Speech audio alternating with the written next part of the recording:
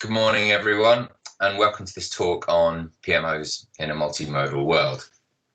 It's a shame we can't all be together in Vilnius to exchange ideas, challenges, and enthusiasm in the world of project management, but it's fantastic that we're still able to share in this forum, and I'm delighted to speak to you today, albeit from my home here in Hampshire in England.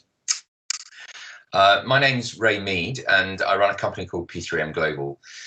We're a specialist p3m consultancy, obviously p3m meaning project, program, portfolio management. And we work with many different types of organizations to help improve how they run their projects. I'm also the author of a book, which I'm told is well thought of, called Delivering Successful PMOs.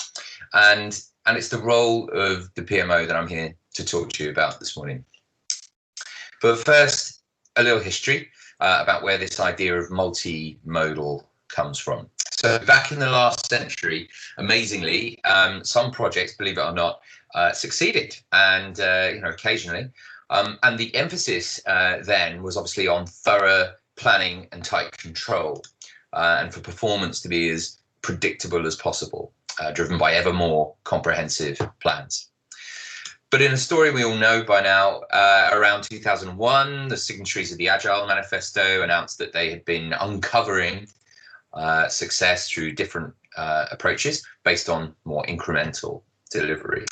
So since then, Agile's gone from strength to strength, but its success relied on small, focused teams solving problems in a devolved and empowered manner, without impeding their progress.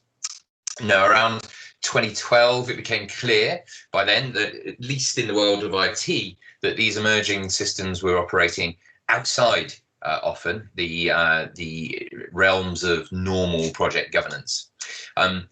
Environments that had been built to reduce risk and uncertainty through emphasis on thorough planning and control suddenly looked quite clunky and unwieldy compared to what was being achieved by these small focused teams. So Agile success in many ways was what caused the problem. Otherwise, it could have been brought into line by the PMOs of the time, but it worked very well, especially for the emerging application development and the beginnings of the digital economy. It often fell down, however, when applied to integration, especially with legacy platforms and systems, which platforms and infrastructure, which were part of the existing setups in many organizations. So by now there was a problem. How could you square that circle? On the face of it, they were direct opposites. So the industry appealed to the luminaries at Gartner and others to determine how to reconcile this kind of emerging paradox at the heart of project delivery. And the answer, at least according to Gartner, was to adopt the structure of what they called a BiModal organization. Now, in Gartner's BiModal approach, you basically divide your organization into two delivery paradigms, each with their own governance models, separating platforms and applications into what they called systems of records, which was mode 1, and systems of engagement, which was mode 2. Now, essentially, in mode 1, in Gartner's own words, was based on stability. It's supposed to be based on stability. So it's traditional, sequential, and emphasizing safety and accuracy. Whereas mode 2 is based on agility. It's more exploratory, non-linear, emphasizing agility and speed. Now, I'm not sure what you all thought when you first saw this, but I was of the opinion straight away that this was a bit of a cop-out from Gartner. Rather than provide some proactive thought leadership about what the future might look like, actually described the status quo. Meanwhile, the clients we were working with at p3m Global were already trying to be pragmatic about how they could solve the problem, and we were setting about helping them. One long-term client of ours in the telecommunications industry had a very well established and adopted project management methodology, which we had built for them some years before. And it was well used by their hundreds of project managers worldwide. Now, they were already receiving requests from management and from their customers about how they could make use of these new or emerging agile ways of working. So along the lines of BiModal thinking at the time, we worked with them to develop an agile project management method, complete with roles, ceremonies, tools and training to be used when the need arose. But when does the need arise? They didn't really know the answer to that question at the time. So to help, we developed a kind of Agilemeter for them, a bit like this one, which is publicly available as part of the Prince 2 Agile guidance. So if we suspected that an initiative could benefit from using Agile or the new Agile method, we would score it against similar criteria to this, but crucially, we also scored their customer as well. Many of you will know how important customer collaboration is in Agile and why customer interface and other cultural factors are often the smoking gun behind many failed Agile projects. So understanding suitability for Agile, both for you and the customer, be the customer internal customer or external, is crucial. Now, there are many other criticisms of BiModal, and us developing this was just one way of trying to compensate for them. Essentially, people came to realize that Gartner's conveniently polarized view of the world is too simplistic and was always going to be a temporary stopgap at best. Of course, in reality, the world is not black and white. It's many different shades of grey. It's not bimodal. It is, multimodal. But it was too late. There is now a whole generation of people that have been indoctrinated into the Agile Good, Waterfall Bad way of thinking. There are countless articles and memes just on the subject, just like this one and others. And I've lost count of the talks and training materials I've seen that devote a significant proportion to their content to debunking Waterfall. Now, hopefully I don't have to explain to anyone viewing this talk that this too is far too simplistic and is usually expounded by people who don't really understand project management. One unfortunate effect of this, though, was to convince organizations to ditch what they saw as their old ways of working and plunging wholesale into becoming agile. We're agile now, is what people would tell you and still do. Unfortunately, just saying you are agile is not a self-fulfilling prophecy, as many organizations that have fallen flat on their face doing it will tell you. It has worked for some, but for others, not so much. The answer to all your problems, of course, isn't to make everything go through an agile process. The whole point of multimodal is that one size no longer fits all. We spent years trying to squeeze all projects through one type of life cycle, and this usually that life cycle had a strict set of gateways and was admittedly, often quite bureaucratically heavy. It was quite often the case that high degrees of prediction and control that you needed for one type of high risk kind of project, like say the commissioning of an oil platform, would then dictate how you also had to approach a simple one, like moving to a new stationary supplier or something. It was often like using a sledgehammer to crack a nut, and it was that was starting to give PMOs a bad name. PMOs often became, thought of as the project police, and sought to come down on you like a ton of bricks if you were using an outdated version of the risk register rather than focus on, project success and what was important. Now, to this day, when we go into new clients and we design and set up PMOs, we usually have to overcome some kind of bad experience that they had in the past. In some cases, we can't even call the function we're setting up for them a PMO at all, as the term is tainted there. So we use Project Delivery Office, Center of Excellence, CPO, Central Project Office. We've yet to build a C3PO yet, but if anyone's up for it, let me know. PMOs have since been on a long soul-searching journey, occupying themselves, quite rightly, with how they can bring value into their organizations. And meanwhile, Agile has come out of the basement. So this is what Henny Portman calls the Agile Forest. All the different methods and frameworks associated with Agile, sort of proliferation. The forest is growing every day, in fact. So Alistair Cockburn, one of the original signatories of the Agile Manifesto, having become a bit disillusioned with this propagation of the Agile Forest, created this, what he calls the Heart of Agile. He's trying to boil Agile down to its foundations, to get back to basics, if you will. You see, Agile isn't a methodology. Being Agile is a trait. It's a state of mind, a quality to possess, and one that you can weave into your daily work by the way you think, the way you lead, and the way you use governance and the tools around you.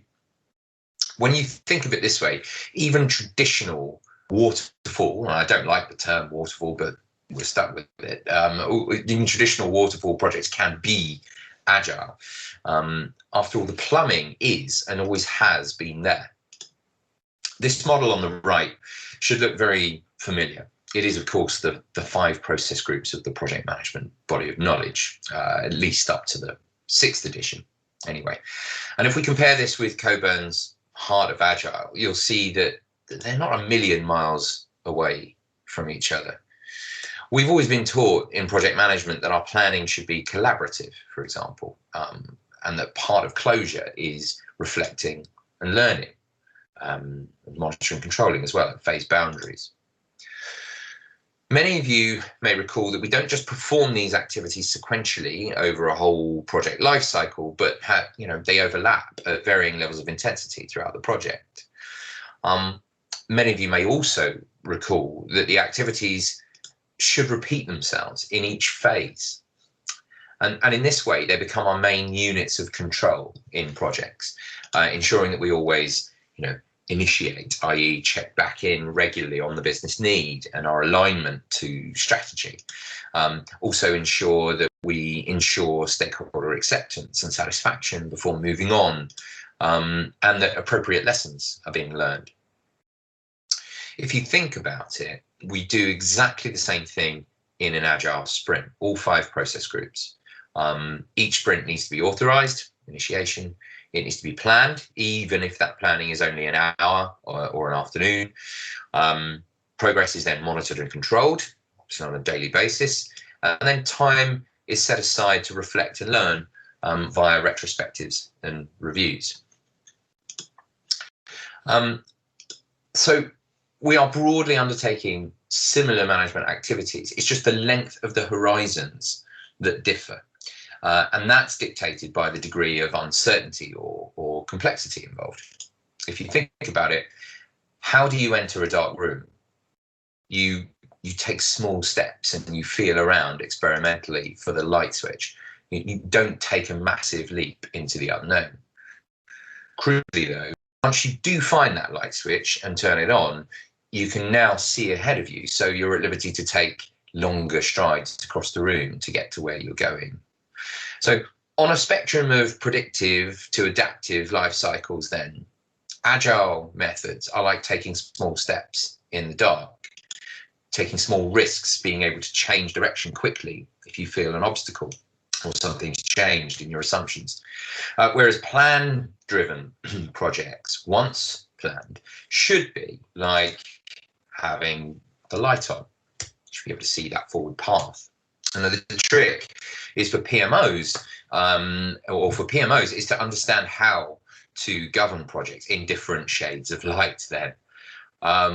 Now, I've taken approaches with some of my clients, usually with consulting projects where deliverables are hard to define, where we've performed an initial phase or 2 with fixed time and cost in a more adaptive style. And then once we've moved to more visibility, having more visibility of the environment and engage stakeholders and talk things through, we can then begin to become more plan driven, thereby giving our client more certainty about what they can expect to happen in the project. It doesn't mean we're stuck to our plan rigidly. Eisenhower famously said, "The plan is nothing, but planning is everything." What he recognized was that plans are out of date the moment they're published. It's obviously one of the main criticisms of plan-driven projects. But that doesn't mean we shouldn't plan.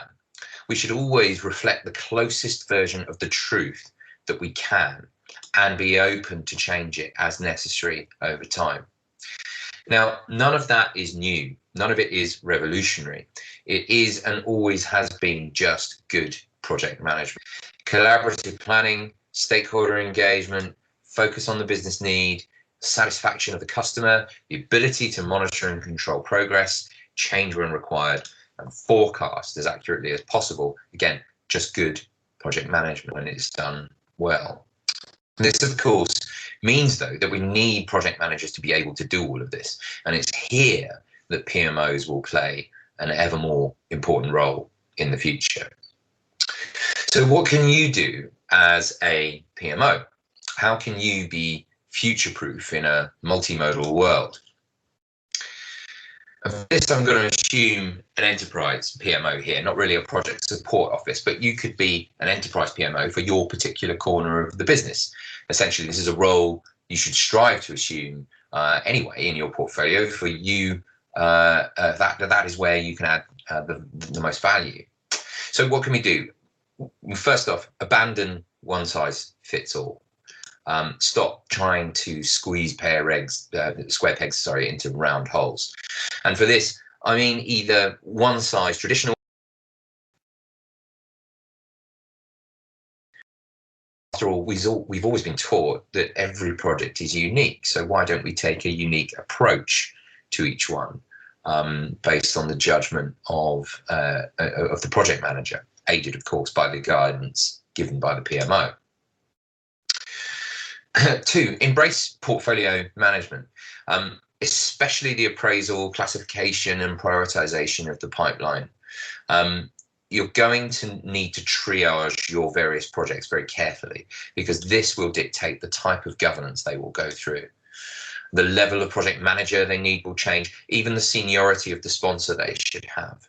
If the project evolves and becomes more or less clear or more or less complex over time, we shouldn't be afraid and unable to change gear, because that's part of your role as your increased role as a PMO as well, to be able to kind of monitor that and anticipate it and offer guidance as to when maybe the governance is not appropriate, especially within the context of the wider portfolio. 3, take the lead on competence development if you're not doing so already. So empowering project managers, which is what this requires, that requires them to be highly competent, as you can imagine. They must be versed in traditional and agile working and the various tools and governance differences that implies. Low maturity organizations typically do require tight control and supervision, a more kind of control style PMO. But that role should change. The more mature you have come as a PMO and as a PM community. Unless you have teams of specialist PM types that you're ready to parachute in, you're in a multimodal environment, and that needs multi-talented people and the trust that goes with it. Number 4, it's the same actually with tools and templates. Rather than dictate a single tool for the work, all the work that within the community, the PMO will need to provide a range of tools, a toolbox, if you will, for so that different tools are available for different jobs, while also being able to reconcile that all that output needs to be able to compare apples with apples at the portfolio level somehow.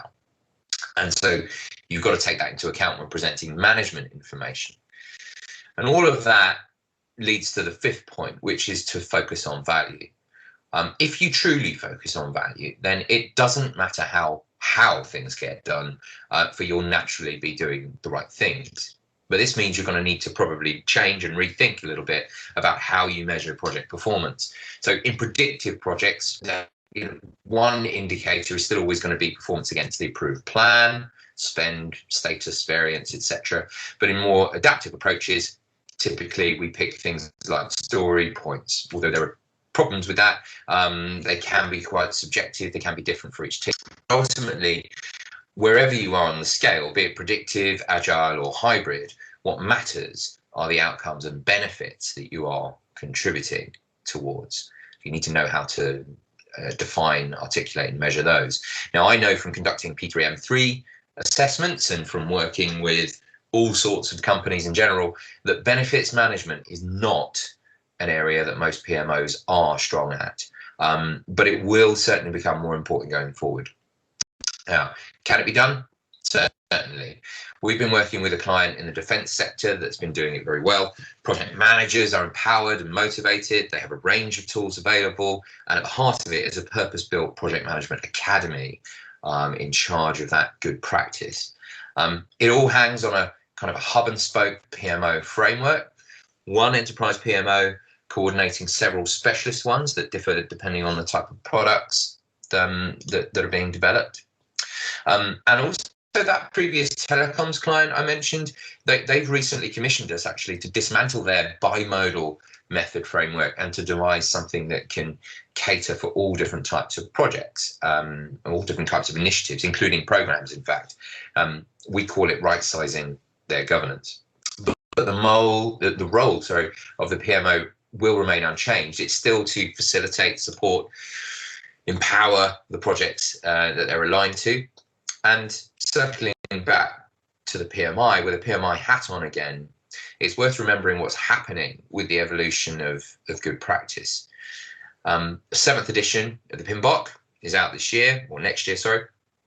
And it's not only incorporating much more agile than before, as it rightly should, but it is moving to more of a principles-based model of guidance. So if you look closely here, one of those new principles is around development approach and life cycle, meaning that multimodal and the importance of adjusting approach and governance is now, henceforth going to be hardwired into how we'll be learning and practicing project management in the future.